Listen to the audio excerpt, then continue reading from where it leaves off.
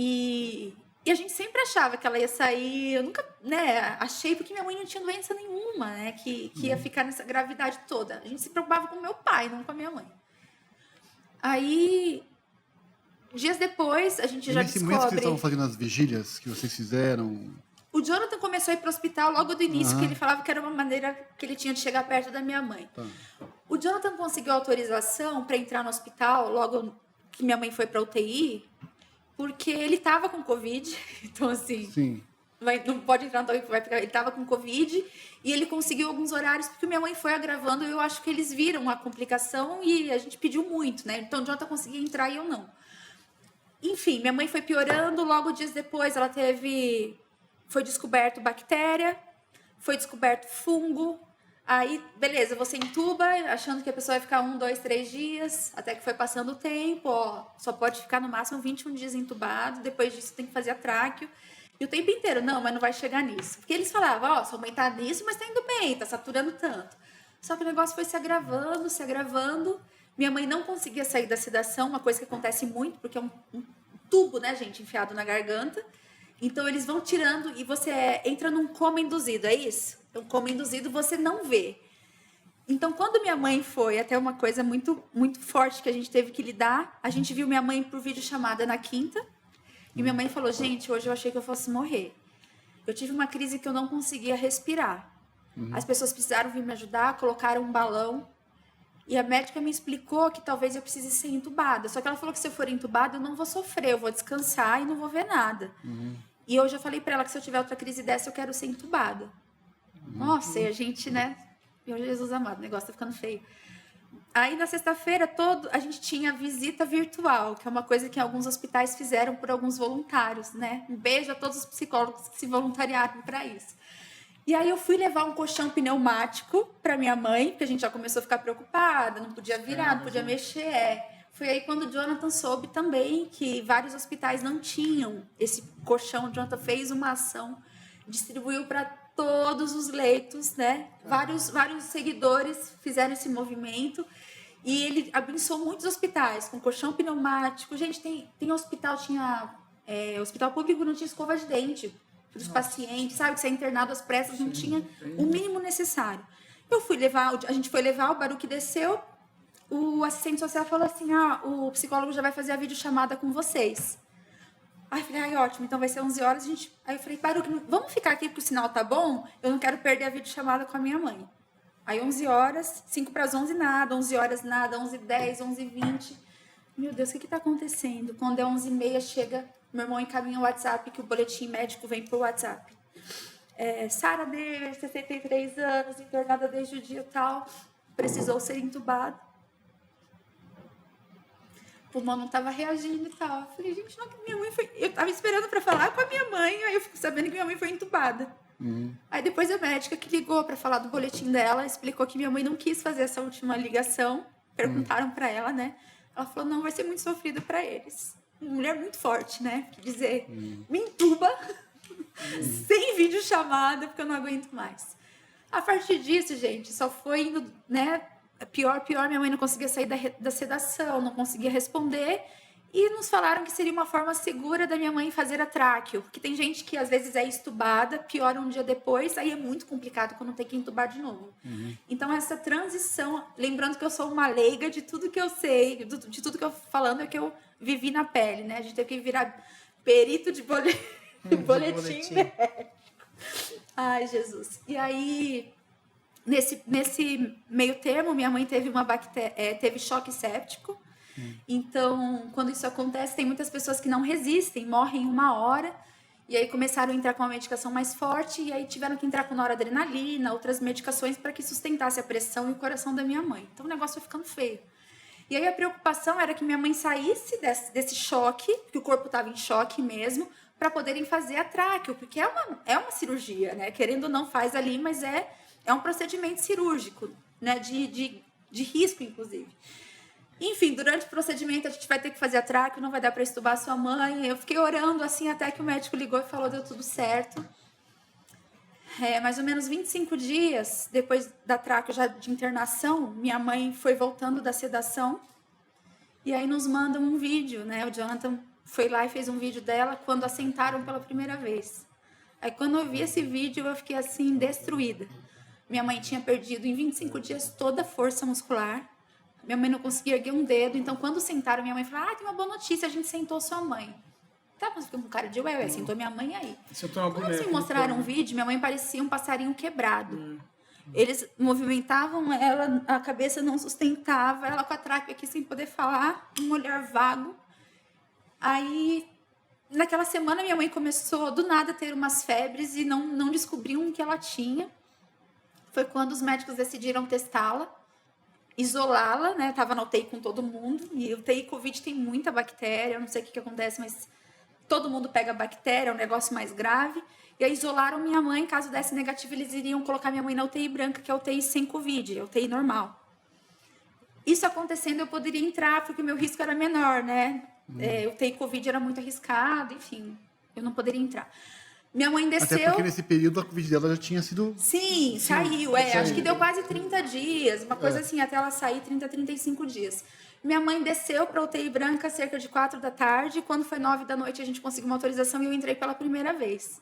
Eu lembro depois que quando eu entrei... Depois de quantos dias Eu acho que foi 30 ou 35 dias depois, eu não lembro agora. Ela foi para a UTI branca, e aí eu pude entrar para vê-la toda paramentada, e o meu irmão falou, você não pode chorar perto da mama, o que você vai ver é muito impressionante, mas você lembra que a gente não pode assustá-la.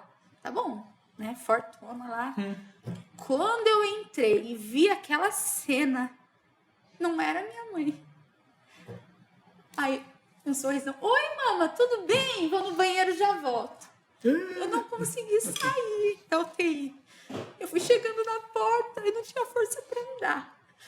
Eu agachei e só chorava. O Jonathan veio e me abraçou. A gente ficou ali uns 10 minutos chorando copiosamente. Naquele dia eu falei, não vai dar certo? Como que minha mãe vai...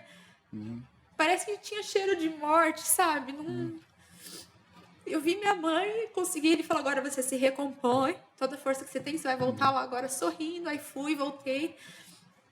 Ela muito sonolenta, né? Ainda sem entender muita coisa, mas aquele dia ela olhou pra mim, deu um sorriso perto da hora de ir embora, que bom que você tá aqui, filha. Foi isso que ela falou com o olhar. Naquela madrugada, minha mãe teve um novo choque séptico. Quase morreu. Pressão, coração. Aí foi onde começou...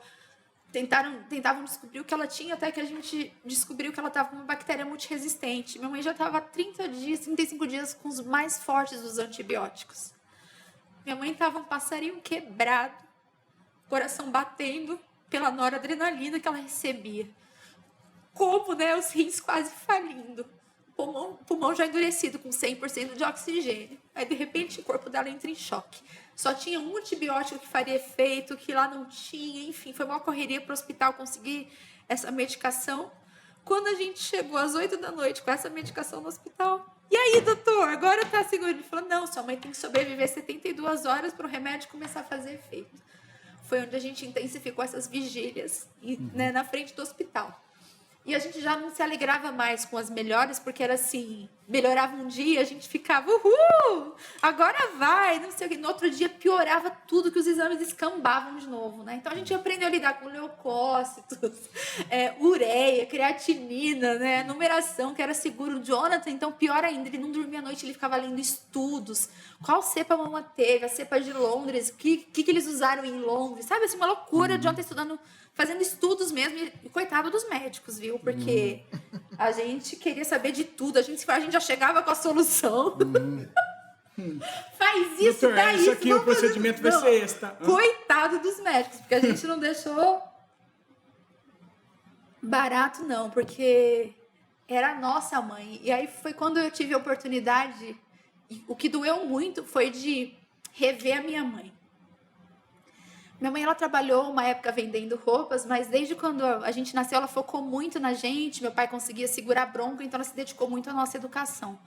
Minha mãe era aquela mãe que ia pra rua jogar bola, ajudava nos trabalhos da escola, via briga no portão da escola, descia do carro com um porrete, vamos parar com isso aqui, sabe? Aquela mãe presente em tudo. E aí eu comecei a ver que eu não tinha mais a minha mãe quando eu fazia o look do dia, postava no Instagram, mas antes mostrava pra ela... Cadê minha mãe, né? Falando que tava legal, que não tava legal. eu trabalho hoje, eu tenho uma marca de roupa, então sempre ela foi a primeira a receber. Filha, isso é legal, essa cor eu não gostei não. Então, e era insuportável no meu dia a dia não ter a minha mãe. E eu não tive oportunidade ao longo da vida, ela nos serviu muito. E nós sempre fomos filhos presentes. Em nenhum momento eu orei e falei assim, deveria ter vivido tal coisa com a minha mãe. Puxa, eu deveria ter feito tal coisa. Não é assim, Senhor, eu quero mais abraço da minha mãe. E o Baruch falou, né, Senhor, conceda novos abraços. Então eu não queria que minha mãe vivesse para eu viver algo que eu não vivi. Mas o que eu vivi com a minha mãe foi tão bom que eu preciso viver mais daquilo. E minha oração era, Senhor, o Senhor não nos deve nada. Porque a partir do momento, gente, Jesus morreu na cruz, nos garantiu a vida eterna, uhul. Assim, ele não precisa fazer mais nada por nós. Então, eu creio muito assim, que a bondade do Senhor, o amor de Deus consiste na presença dele na nossa vida, na salvação que ele já nos garantiu. Então, ele não tem que, ele tem que curar, ele tem que me dar. E eu vivi muitas perdas, embora eu não tenha tanta idade, mas eu sou uma meia sola, né, gente? Quarentona. Meia só. Eu falo que eu sou uma mulher de dores, né? Eu tentei engravidar por mais de 15 anos, eu não consegui. Eu fiz todos os tratamentos que tinham disponíveis e não consegui. E nunca eu recebi um diagnóstico médico ou Baruch dizendo, vocês são inférteis. Eu perdi uma amiga com 38 anos depois de uma luta de 1 ano e 9 meses por câncer. Deixou 2 filhos de 2 e de 5 anos. A minha cunhada, irmã do Baruch, que foi assim por muitos anos, nosso braço direito e esquerdo na vida, no ministério, na empresa, sofreu um AVC muito grave que a tirou de todas as atividades. Então, sabe assim, e você começa a aprender que o amor de Deus consiste na presença dele, não pelo que ele te livra, ou que ele faz, ou que ele te dá. Porque chega uma hora na fase adulta que a gente precisa ressignificar as coisas. E no fundo eu achava que Deus era aquele que fazia as coisas porque eu merecia, porque eu fiz tal coisa, eu sempre fui bondosa, então ele tinha que me dar, ele tinha que fazer, porque eu sou crente, porque eu sou o que lá, não sei o que lá. E não é assim, ele não tem que fazer, né? E muitas pessoas condicionam as bênçãos de Deus ou a presença de Deus pelo que você consegue na vida. Então, peraí. Então, teve um momento que eu precisei rever e eu entrei em crise, sim, existencial, crise com Deus, crise na vida. Comecei a achar que Deus não era bom mais anos atrás. E hoje, falando isso, verbalizando isso pela primeira vez, eu vejo que tudo isso fez com que eu chegasse até aqui, né? Eu até li uma frase de uma música, gente, polêmica, que se eu não me engano é dessa menina do BBB que saiu agora quase que apedrejada, que tacou balde na cabeça de alguém. Eu acho que a música é dela, mas eu até anotei essa frase. A mulher que me tornei custou muito caro, não posso negar. Então, a mulher que eu sou hoje me custou muito caro, eu não posso negar. Então, por ter vivido vários nãos de Deus, por muitas vezes, assim como você, Rogério, eu achei que Deus não fosse curar minha mãe, sabe? Porque o negócio estava se agravando tanto, eu não tinha mais de onde tirar força. E aí isso foi num sábado, quando a gente chega na segunda, eu chego na segunda, eu fiquei direto em Marília 1 mês. Fui para o hospital às 5 da tarde para falar com a médica, que às 5 horas tinha o boletim presencial.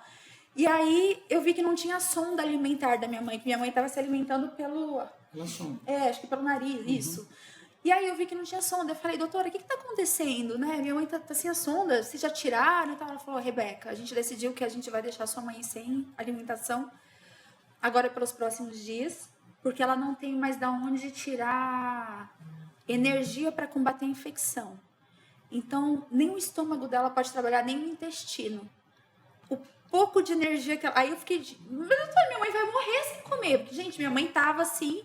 Sabe assim, por um fio? Aí você fala que a pessoa vai ficar sem alimento. Ela falou, fica tranquila que a gente tá hidratando sua mãe, a gente tá acompanhando, mas deixaram assim... O procedimento foi deixar minha mãe sem alimentação para poupar energia só do corpo trabalhar, para dissolver, digerir aquilo, para poupar energia. E minha mãe venceu às 72 horas. E, enfim, né, a gente ficou muito feliz, começou a sair da sedação. Foi quando surgiu uma outra coisa, um dia a gente foi chamado no hospital, eu estava em Marília ainda, eu, Baruch. O médico ligou pro Jonathan e falou, eu preciso que vocês venham pro hospital agora. Doutor, minha mãe morreu? Porque eles não dão, às vezes, a notícia por telefone, né? Não, pode vir tranquilo. Doutor, fala sério, minha mãe morreu do carro de novo. Aí, gente, eu já fui chorando o trajeto inteiro. Falei, pronto, aconteceu alguma coisa com a minha mãe. Algo bom não é, porque o cara quer que a gente vá lá. Aqui agora. Aí, nesse dia, ele até falou, né, Rebeca, falou pra gente, chamei vocês aqui porque o estado da sua mãe tá se agravando, a gente tá com 100% de oxigênio e a saturação da sua mãe desde essa noite começou a cair. tá em 81, 82, 83, até então minha mãe estava mantendo saturação boa com 100% de oxigênio. Então, a gente acredita que sua mãe está entrando numa falência pulmonar, porque a gente já está com o máximo de oxigênio, eles até colocaram tipo uma inalação aqui para fazer um extra, e minha mãe não estava respondendo mais, o pulmão não estava respondendo mais. Então, eu falei assim, tá, mas doutor, qual que é o risco? Ele falou, quando a saturação fica um tempo abaixo de 80, eu devo estar falando um monte de besteira, minha amiga médica tá ali só me julgando, né? Não, tô falando bem? Desculpa os profissionais da saúde, gente. Aí ele falou, quando a saturação cai abaixo de 80, começa a faltar oxigênio nos órgãos, e a hora que isso chega no cérebro pode dar morte encefálica, morte cerebral, e não tem mais o que fazer. E eu queria saber o que vocês querem que a gente fale. Nessa hora eu já não conseguia mais nem falar. Pra vocês terem ideia, eu terminei esse dia com o médico pedindo uma consulta, pedindo uma receita de antidepressivo, porque eu não ia aguentar mais levar aquilo ali a seco. Eu tava assim, já descontrolada no choro, sabe? Tava doendo tanto que eu não conseguia lidar com aquilo. Aí o Jonathan falou, doutor, não sei se você acredita em Jesus, mas eu acredito. O que vocês puderem fazer, se tiver que reanimar minha mãe, tiver que injetar droga, o que puder fazer, porque eu acredito em Jesus, eu acredito no poder dele, e eu acredito que Deus vai fazer alguma coisa com a minha mãe. Não, tá bom. Aí eu falei, doutor, só tem uma pergunta, minha mãe tá sofrendo? Porque eu não quero ser egoísta também de falar, Deus, porque eu orava pedindo pra Deus dar força pra ela aguentar, sabe? Aí você fala, quando eu comecei a visitar minha mãe, eu comecei a me sentir incomodada. Não posso ser egoísta também. Não importa o que minha mãe tá passando, eu quero minha mãe viva, né? E eu comecei a me constranger nessa oração e eu já não sabia mais o que orar, né? E eu falava, Senhor, dá força pra minha mãe, não deixa ela desistir. Senhor, dá força pra minha mãe, não deixe, não retire dela o seu fôlego, não retire dela o seu fôlego. E aí, nesse dia, terminou essa palavra do médico. Ele falou, vocês querem subir pra ver sua mãe? Vocês usaram isso como frase muito, né? Do fôlego, da coisa. O Baruch depois compôs uma música sobre isso, Tá. Aí, o médico perguntou se a gente queria subir pra ver minha mãe. Eu já senti que poderia ser uma despedida, né? Ele não falou essas palavras. Quando a gente chegou e pela primeira vez a gente viu o monitor, porque a gente chegava, se o Jonathan, ele já me mandava foto do monitor antes de falar oi pra minha mãe. Porque a gente queria saber como tava os batimentos, a pressão arterial. Então a gente aprendeu a ver tudo do monitor. Quando a gente entrou e viu ali 81, 82, a gente desmontou, porque a gente ainda tava achando que tinha alguma coisa errada. Que o médico confundiu minha mãe com outra pessoa, não sei. Eu não consegui falar nada. Encostei na minha mãe, ela totalmente sedada. Eu ajoelhei de um lado, o Jonathan ajoelhou de outro. Só chorou.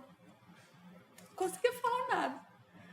Aí a gente saiu dali, a gente foi pra casa e eu falei, Jonathan, hoje é dia de guerra, liga pro pastor da mama, não vamos pôr assim na internet chamando as pessoas pra lá orar não, porque tem que ser uma coisa muito particular hoje. A gente vai pra frente daquele hospital, nós vamos guerrear pela mama, não abro mão, eu não desisto, eu não solto essa corda.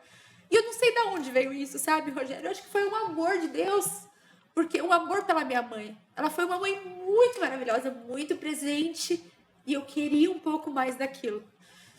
E o Jonathan fez isso, e nesse dia a gente chegou em casa, a gente conversou com meu pai, até então a gente não deixava meu pai ver minha mãe. A gente amenizava as notícias, porque meu pai estava com Covid, teve algumas leves complicaçõezinhas de exame, e foi um período muito difícil para ele, né? Muitos anos de casados. E aí a gente falou, Baba, acho que hoje seria bom você visitar a mama. Por quê? A gente explicou para ele o que aconteceu. Ele falou, eu vou ver sua mãe. E aí, quando meu pai foi e tal, eu sei que 7 da noite a gente chegou naquele hospital. Pra lá na frente. Já tinha umas 30 pessoas da igreja da minha mãe, o pastor dela. Eu lembro que eu ajoelhei na calçada, assim, oposta. No outro dia eu fiquei até com dor nos braços, mas acho que eu não corei com tanta, fé, com tanta... E falava, Senhor, faz subir essa saturação. Eu não aceito essa... né? Mas no fundo, assim... Porque Deus já vai fazer a vontade dele. Então, Senhor, seja feita a sua vontade. A vontade dele já vai ser feita. Eu tava pedindo pra ele fazer a minha. Sendo bem sincera com Deus, sabe? Lembra aquele negócio que não tem? É agora, viu? E, gente, não existe fórmula. Então ela fez isso e deu certo. Não, eu fiz isso também pra engravidar. Eu fiz isso também pela minha amiga. Eu fiz isso também pela minha cunhada. Não dá pra explicar. Por algum motivo, Deus quis nos presentear. Por algum propósito. Enfim, e eu não acredito que Deus gera o caos, mas Deus transforma o caos em bênçãos. Então Deus estava transformando a gente nesse período também, sabe? Moendo a gente. Só a oportunidade de repensar quem foi minha mãe ao longo desses 63 anos. Que mulher incrível, né? O jeito que ela sempre foi brincalhona, presente na vida dos filhos. Ela grava vídeo de humor com o Jonathan, cara. Gravou esses dias Reels comigo, provando look de moda. Que mãe, toda debilitada, sabe? E tá ali. Então, mães, eu não tive essa alegria de ter filhos, né, biológicos, mas sejam presentes na vida dos filhos. Então, o que eu e o Jonathan somos não é mérito nosso, é todo mérito dela, porque ela plantou isso na gente. Essa coisa de não desistir, minha mãe não teria desistido da gente. Eu sei que a gente foi pra frente do hospital, quando deu 9 horas, a gente tinha visita, 2 pessoas. Jonathan entrou, eu falei, Jonathan, eu não vou ficar aqui fora orando, leva o pastor da mão pra ungí-lo. A hora que o Jonathan entra, 91 a saturação. Era meia hora, 1 hora de visita, gente. Gente, 91, vamos orar, Senhor, faz subir. O último print é 96. Nunca mais a saturação da minha mãe chegou a esse nível depois desse dia.